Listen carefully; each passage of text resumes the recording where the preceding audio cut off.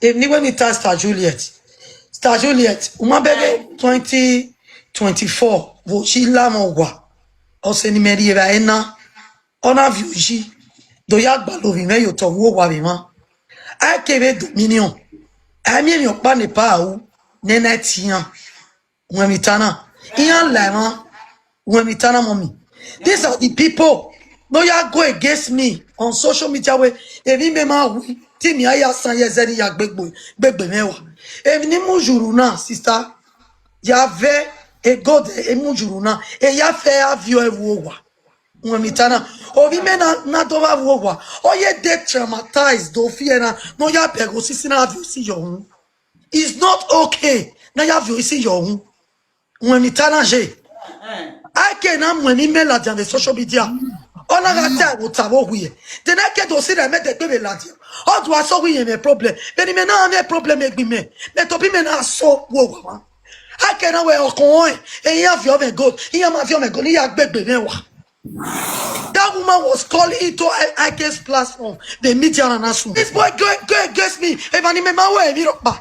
E ma no le mana. E free yan to rie bai. E we mi ya wo wa mana. Gigi. Oh, Mommy Juliet. Mommy Juliet. Là où ouais de gui. I see really yop. A plus on another yop on ake. Ah, when I came here, what I on the two person again. And when whatever. No, again, on a problem. I'm more common. On a problem. There is a way you talk into that matter. School, on se met no way on se met no doit la marier bae. Of yoji la wa. Oh, you may not tell police, no. A police, I know only at it Kirona. He's 21 years. He can't put anybody.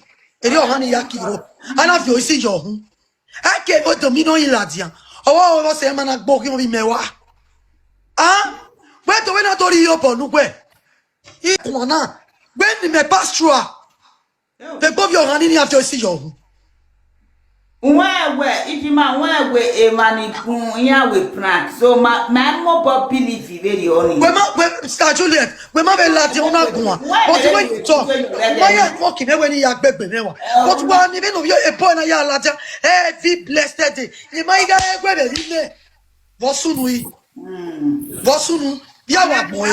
Joking, no, when me we mommy, if I tell you what I pass, a boy will be Kieke Dominion. Yawi. Autre lot de médias on est dans le il y a ça au Gilles mon quoi il y a aussi là mon quoi on est dans le body emio avec ma que me social media emio no ya pege we o ma re problem I mo comment any situation no na me I mo comment because mama we're going what you say we try mama boy emio bo where say baba because here mo can we we be here to tell you ba here ba pa yawo luti we here lagwa okay where me oji no there black or lagwa there upon wa blocking me bege brother ake dominion egba see that egba what me give what to you tito ake wa la bua me na so beri na maeta that's madam of Guani. That's a no me camera. How no more camera? When you more camera. That's a who are going to make an ake you. I can't take you with the man. Yeah, when me win, you know what? Deputy in your bona. You will be no work, but your pocket Facebook came on. Your pocket me, I said me on. You're worried, Nigeria. I will not solve a problem in a web. Una many problems solve it between yourself. A weapon may be me have a problem in a weapon in a top mess. Ki make our most of it. When you have a dominion solve a problem here, Midjana do Taliban or can solve a problem here. When you solve it. The problem now is project when you're worried Nigeria for visiting. Juliet, a matter of Sababa do Tama. I see a very open like a dominion. Nigeria might easy forgive a love. Okay. That I bogi me wamo. And I bogi mo wamo. Then I went Italian and Magatalo. It binner and Magabina. Lawa mommy, mommy. Mama Juliet. Sir. Odoyawu. Hey, ma, Baba. Now, because if not tie a great deputy governor, Igage Yami. Anytime Yami will walk, or do with a bit tie. Now, and then a good dinner we a good dinner a good dinner we will want. Imaso la dian we na do de go do we me or ni mo account la dian we wado bana wado de go di me me aso Facebook na de wado di go me e ma so volunteer we e pa gbina no gbina e pa the account de an we boy but e no really why na deport ari o wa no ma dollar life e yi say o wa say Nigeria our Facebook na do nego why no we dem yo pa no ka we Facebook do no ka we na no do an nego we ne Facebook aga e che boyo ejo I mo boladian we ga wan we ka we na ana mu wari wa o emi na sunu da we na yobo ari enu we make ka we no wa we to do atale tali bag e Facebook na we I bi sunu da we wa do nego egbe wan we do ni ologun wan ha la yan yagbe be ni ya fe yaro we wan we yobo na no ma no gbina ne na o na yobo agbon ye we mudiano but we ma we do atale tali bag agwa ire mi am ku agbon oh no baba oh problem no sunu e we bona I'm not aware of my just waga. I'm not aware of my panty. I'm not aware of my benegbe. I'm not aware of my Moses or my say. Hey, I do a Tuesday on person. No, Tuesday on person. Waga why day? Okay, it don't cannot be. We know you are more awesome boy. No, who we cattle in it. Go back to have when I'm going in it. Go back. Ako we bien o ye force bien wonu ba no wa ma ne yo mo dai. Awe yo mo dokpe ayi. Okay, so Osia no say sit down.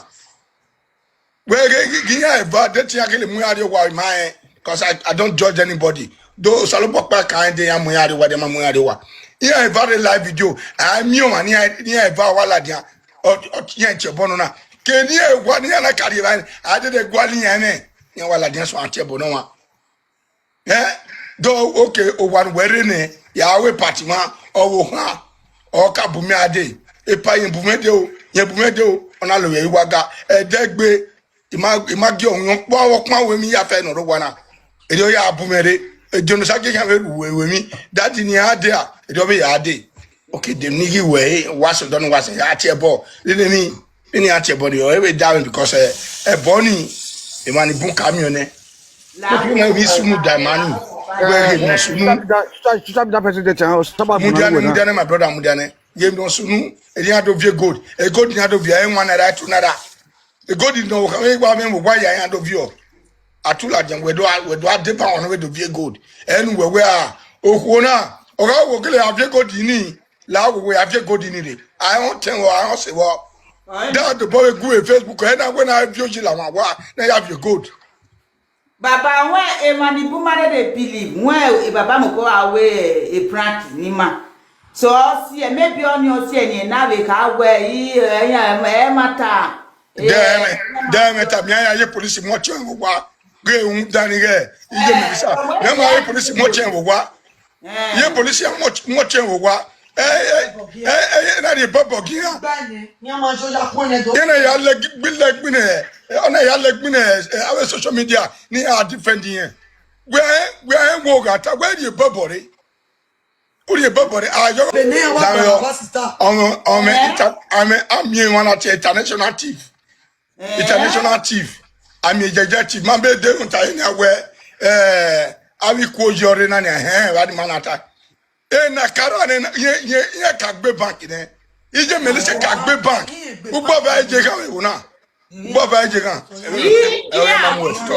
e mamu to na keka no ye agbe bank we na ne apa meto ye mu gbe ye ya lawa na ye we e camera ro na ababima for years kama mnya wo ma baba mi na ha baba ma be webu awa ke Nigeria ti awo ma babungwa igba bi ababo ma be webu na ke na we had ogwali your boy Facebook ake dan we ka wu yo bo na Facebook na de wo wa nu pala na ni wu yo bo na be social media de la dia we yela jan for years nu ya talawani o wa run pana ina wo yo bone o ina gbinigbina na be social media gigbina ni gbina be social media yela jan do ami pano do anego na ni go gbo wa gbon wa yun je mi go wa lo je ni go la O salo boa.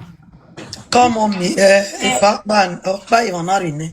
Only when you are you do kundo ita because ma igbine mata ema gbina ama gbina we maybe ana gbina na ari go vieke tete para mi ego the human trafficking of gbina a receipt of social media and I'm telling you ya yari go gie ona egbe maybe abave tai so te iyewe enye block kuyan e pana do awe massage ni kwo e soro na mamula cha be media e ben to husband and wife mo pia mo na obe e so ya e Olivier Vasta Juliet not be every person they talk when Ma what again we maybe I went to talk no talk we be like bije when we turn I'm a beggar minima but where adwa gbina adwa we evinana sunul let's use annoyance adwa aya hetepa the hatred na amenepa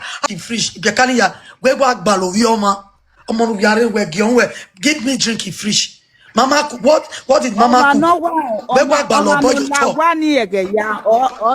mama ono la wa ege ya not working ni oye Melissa mommy okari ogwara ne rogiason di marie amabe no ya la why o sapa when he may your façon 2 a.m. in the morning vodo we are do voju gbe akieku nu gbe owe gogo ne boy yen pe ya la dukun okay agi kiekwe apartment man gbe owo ime nu pogia oko yen nu pogia me do tami ma we o ma re ba beg be yan report.